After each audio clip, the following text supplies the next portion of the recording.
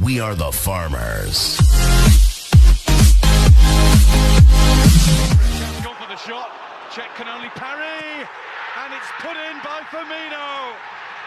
It's a lead that Liverpool deserve after the way they've started the game. And Roberto Firmino has his first Anfield goal. Good ball in from James Milner. Goal for Liverpool. Roberto Firmino heads home. In a game that's been really short on true quality, we've seen a bit.